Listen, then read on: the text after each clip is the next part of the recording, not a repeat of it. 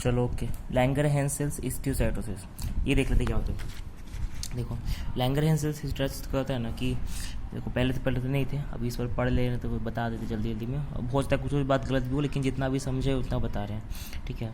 तो Langerhans sales histiocytosis जो है उसको हम लोग हिस्टियोसाइटोसिस एक्स भी बोलते हैं। देखो यहाँ पे हिस्टियोसाइटोसिस एक्स होता है और एक होता है सिंड्रोम एक्स, दोनों अलग अलग बीमारी है। हिस्टियोसाइटोसिस एक्स और सिंड्रोम एक्स बिल्कुल अलग बीमारी है। सिंड्रोम एक्स कोई मेटाबॉलिक डिजीज है, यहाँ पर हिस्टियोसाइटोसिस एक्स पढ़ रहे हैं, जिसको कि हम लोग लैंगरहैंस सेल्स हिस्टियोसाइटोसिस भी बोलते हैं, ठीक है। अब देखो सबसे पहले नाम में लिखा हुआ है कि लैंगरहैंस सेल्स का नंबर बढ़ जाएगा। लैंगरहैंस सेल्स हिस्टियोसाइट्स जो है उनका नंबर बढ़ जाएगा। तो वही होता है जो क्या बोलते हैं, ये जो है हिस्टोसिटिक सेल्स होते हैं, लैंगरहैंस सेल्स जो होते हैं उनका जो है नंबर बढ़ जाता है, ठीक है। अब कहीं लैंगरहैंस सेल्स तो बहुत जगह होते हैं, जो हिस्टोसाइट्स है या डेंड्राइटिक सेल्स है वो तो बहुत जगह बॉडी में होते हैं, हर जगह होते हैं। रेटिकुलो एंडोथीलियस होता है ना, रेटिकुलो एंडोथीलियस से मैक्रोफेज होते हैं, रेसिडेंट मैक्रोफेज, वो तो बहुत सारे सिस्टम में होते हैं। तो ये यूनि सिस्टम तो एक जगह पे भी इन्फेक्ट कर सकता है और मल्टी सिस्टम पे भी इन्फेक्ट कर सकता है। ये पॉइंट भी आगे समझ में आएगा जब यहाँ हम लोग पढ़ेंगे, इसके टाइप्स जब पढ़ेंगे तो समझ में आएगा कि ये मतलब कि या तो बोन में हो सकता है, या तो लंग में हो सकता है, या तो आई में, या तो एंडोक्राइन में, या तो पूरे बॉडी में हो सकता है। तो यूनि सिस्टम एक जगह भी हो सकता है या बहुत जगह भी हो सकता है। ये uni system to multi system और साथ साथ unifocal to multifocal. Unifocal to multifocal क्या, या तो एक हो सकता है, ये भी इधर टाइप्स में समझाएगा, तो एक हो सकता है या तो बहुत सारा हो सकता है, मतलब बोन में भी एक जगह या बोन में बहुत जगह, या लंग में भी एक जगह या लंग में भी बहुत जगह। तो यूनि सिस्टम या फिर uni system to multi system और यूनिफोकल टू मल्टीफोकल, ठीक है। इतना समझाना चाहिए, बाकी इतना कुछ लिखा नहीं, इधर इतना ही लिखा हुआ है कि लैंगरहैंस सेल्स हिस्टियोसाइटोसिस को हिस्टियोसाइटोसिस एक्स भी बोलते हैं। और ये जो लैंगरहैंस सेल्स हिस्टियोसाइट्स है उनका नंबर बढ़ जाता है उसमें, और ये एक सिस्टम से uni system to multi system हो सकता है और यूनिफोकल टू मल्टीफोकल हो सकता है। इतना पढ़ लिए। अब देखो इसमें जो सेल्स होते हैं वो जब उसको जो जहाँ का भी ये होगा वहाँ का अगर वो उठाएंगे, बायोप्सी लेंगे, तो उसमें लाइट माइक्रोस्कोप में कुछ ऐसा दिखेगा। क्या दिख रहा है इसमें हमको, तो इसमें दिख रहा है हमको कि जो सेल्स है ये सारे जो ब्लू ब्लू ब्लू दिख रहे हैं वो एक्चुअली में वो क्या है, वो है इसमें वो लैंगरहैंस सेल्स है। तो लैंगरहैंस सेल्स का नंबर बढ़ गया है तो इसमें बहुत सारे वैसे वैसे लैंगरहैंस सेल्स दिख रहे हैं, ठीक है। ये लैंगरहैंस सेल्स में अगर हम ध्यान देखिए तो इसमें पिंक पिंक जो है सेल्स में बहुत कम है। तो जो साइटोप्लाज्म होता है वो पिंक पिंक होता है, तो इसका इसिनोफिलिक साइटोप्लाज्म जो है बहुत स्लाइट है। तो वही लिखा हुआ है बहुत स्लाइट, तो साइटोप्लाज्म में बहुत कम होता है और बहुत स्लाइटली इसिनोफिलिक होता है, ठीक है। और न्यूक्लियस अगर ध्यान से देखिए हम तो ये लोब्ड न्यूक्लियस है, ठीक है, और क्रम्बल्ड है, रेगुलर न्यूक्लियस नहीं है, इरेगुलर क्रम्बल्ड न्यूक्लियस है। तो वही इसका अपीयरेंस होता है। तो क्या बोलेंगे स्लाइड में जो अपीयरेंस होगा, तो स्लाइड में दो तरह के सेल्स दिखेंगे, बहुत सारे लैंगरहैंस सेल्स दिखेंगे पहला, ठीक है, और बैकग्राउंड में जो पिंक पिंक दिख रहा है ये सब पिंक पिंक वो सब तुम्हारे वो है, मतलब जो इन्फ्लेमेटरी सेल्स होता है ना, यहाँ पे बहुत सारा लैंगरहैंस सेल्स आ गया तो उसको मारने के लिए आसपास के सेल्स आएंगे। तो वो जो बैकग्राउंड में है इसिनोफिल्स है, न्यूट्रोफिल है, प्लाज्मा सेल है, ठीक है, प्लाज्मा सेल नहीं है, हाँ प्लाज्मा सेल, लिम्फोसाइट्स है, इसिनोफिल्स है, मोनोसाइट्स है, ये सब चीज़ है, ठीक है। तो न्यूट्रोफिल, मोनोसाइट, प्लाज्मा और लिम्फोसाइट, इसिनोफिल्स, ये सारी चीज़ है, ठीक है। तो दो तरह के सेल हुए, पहले जो हुए लैंगरहैंस सेल्स जो पूरा दिख रहे हैं डॉट डॉट डॉट, वो हो गया सारा लैंगरहैंस सेल्स, और उसके बैकग्राउंड में जो हल्का हल्का पिंक है वो हो गया क्या, वो हो गया क्या, इसिनोफिल्स, न्यूट्रोफिल्स, मोनोसाइट्स, लिम्फोसाइट्स, ये सारी चीज़ हो गए। अब अगर सिर्फ एक लैंगरहैंस सेल्स को डिस्क्राइब करेंगे, कैसे डिस्क्राइब करेंगे कि स्लाइटली इसिनोफिलिक साइटोप्लाज्म होगा और कम होगा साइटोप्लाज्म, और जो न्यूक्लियस है वो लोब्ड होगा और इरेगुलर क्रम्बल्ड अपीयरेंस होगा। इतना पढ़ लिया। यही चीज़ यहाँ पे लिखा हुआ है कि दो तरह के सेल्स है, एक लैंगरहैंस सेल्स है और बैकग्राउंड में बहुत सारा इसिनोफिल्स, हिस्टियोसाइट्स, न्यूट्रोफिल्स, स्मॉल लिम्फोसाइट्स है। अब एक लैंगरहैंस सेल्स को डिस्क्राइब करेंगे तो क्या होगा, स्लाइटली इसिनोफिलिक साइटोप्लाज्म होगा और फोल्डेड या इंडेंटेड ग्रूव्ड न्यूक्लियस है, और जो कि इसका फाइन क्रोमैटिन है और लोबुलेटेड है, लोब्ड न्यूक्लियस है, ठीक है, लोबुलेटेड न्यूक्लियस है। इतना समझिए। और ये तो लाइट माइक्रोस्कोपी पे हुआ, और अगर इसको इलेक्ट्रॉन माइक्रोस्कोपी में देखेंगे तो ये बहुत इंपॉर्टेंट क्वेश्चन है, ये आ चुका है एग्जाम में भी आ चुका है, यहाँ पर ये ऑर्थो में भी बताया है वो सर और पूर्व मेरा सर, तो इसलिए जानना जरूरी है। इसमें एक तो बर्बिक ग्रेन्यूल्स दिखता है, ठीक है। इसमें जब लैंगरहैंस सेल्स है ना, ये लैंगरहैंस सेल्स जो है इसी को जब इलेक्ट्रॉन माइक्रोस्कोपी में देखेंगे तो उसमें बर्बिक ग्रेन्यूल्स दिखता है। ये बर्बिक ग्रेन्यूल्स का जो अपीयरेंस होता है वो एक टेनिस रैकेट के अपीयरेंस से मिलता है, ठीक है। तो टेनिस रैकेट के अपीयरेंस से मिलता है, तो इसको हम लोग बोलते हैं, एक क्वेश्चन आया था कि टेनिस रैकेट लाइक अपीयरेंस किस में होता है, तो अगर मिल रहा है कोई ग्रेन्यूल्स में तो वो क्या है, तो लैंगरहैंसेल्स हिस्टोसाइटोसिस है, जो कि बर्मिक ग्रैन्यूल्स दिख रहा है उसमें। जिपर लाइक अपीयरेंस भी याद कर लो, दिया हुआ है ब्लैक में, तो बताया तो नहीं है सर, बट फिर भी याद कर लो इसको, ठीक है। तो लैंगरहैंसेल्स में बर्मिक ग्रैन्यूल्स दिखता है, जो कि इसका की अपीयरेंस टेनिस रैकेट लाइक होता है। जिपर लाइक भी याद कर लेना है, ठीक है।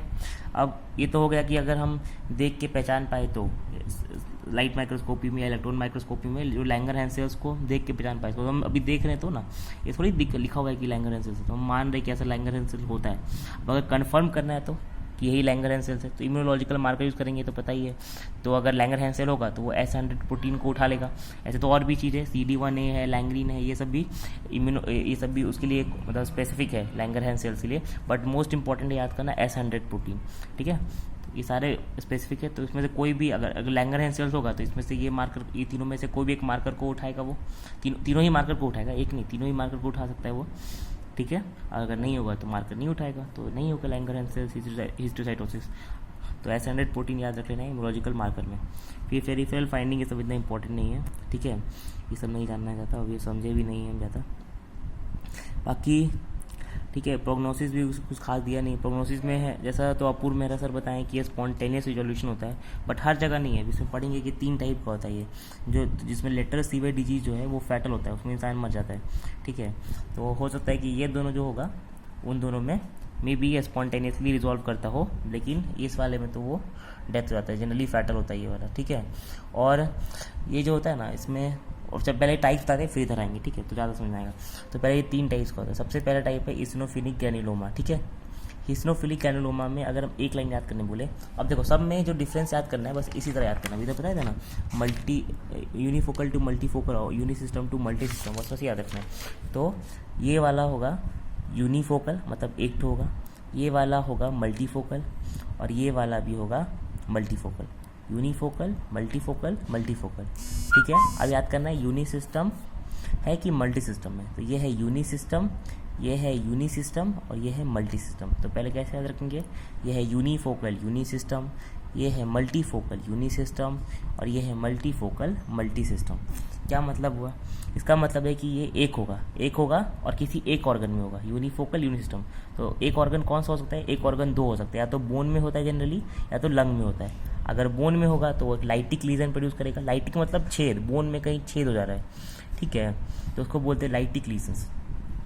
और एक लंग में हो सकता है, लंग में अगर होगा तो उसको बोलेंगे पल्मोनरी हिस्टियोसाइटोसिस, वहाँ पे अगर नंबर बढ़ जा रहा है तो पल्मोनरी हिस्टियोसाइटोसिस, ठीक है।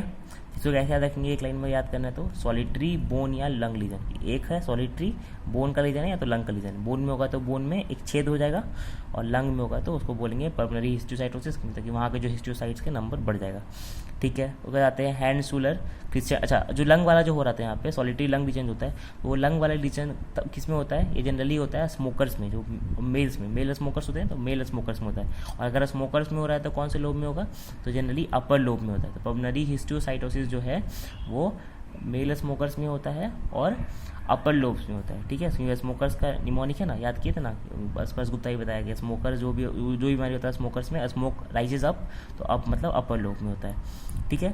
और ये एक तरह का रेस्ट्रिक्टिव लंग डिजीज होता है, जो फिर हिस्टियोसाइटोसिस हो जाएगा, वो एक तरह का लंग के केस में वो हो जाएगा रेस्ट्रिक्टिव लंग डिजीज। तो इसमें एक पॉइंट याद करना पड़ेगा कि ये एक लौता रेस्ट्रिक्टिव लंग डिजीज में क्या होता है कि उसमें रेस्ट्रिक्टिव लंग डिजीज में क्या होता है कि जो लंग होता है वो कोलैप्स करता है, तो उसमें जो लंग का वॉल्यूम है वो छोटा होता है, कमता है, और ऑब्स्ट्रक्टिव में लंग का वॉल्यूम बढ़ता है। बैरल शेप लंग होता है ना ऑब्स्ट्रक्टिव में, तो रेस्ट्रिक्टिव में साइज घटता है। बट ये एक लौता रेस्ट्रिक्टिव लंग डिजीज है जिसमें कि लंग वॉल्यूम जो है कि बढ़ जाएगा, ठीक है। और ये क्यों होता है, तो स्मोकिंग की वजह से होता है, तो स्मोकिंग की वजह से होता है, इसलिए इसका जो ट्रीटमेंट होगा वो क्या करेंगे, स्टॉप स्मोकिंग, ओके। और अगर फिर भी ठीक ना हो तो स्टेरॉइड देंगे, नहीं तो ये स्पॉन्टेनियसली रिजॉल्व कर जाता है, खुद रिजॉल्व करता है, ठीक है।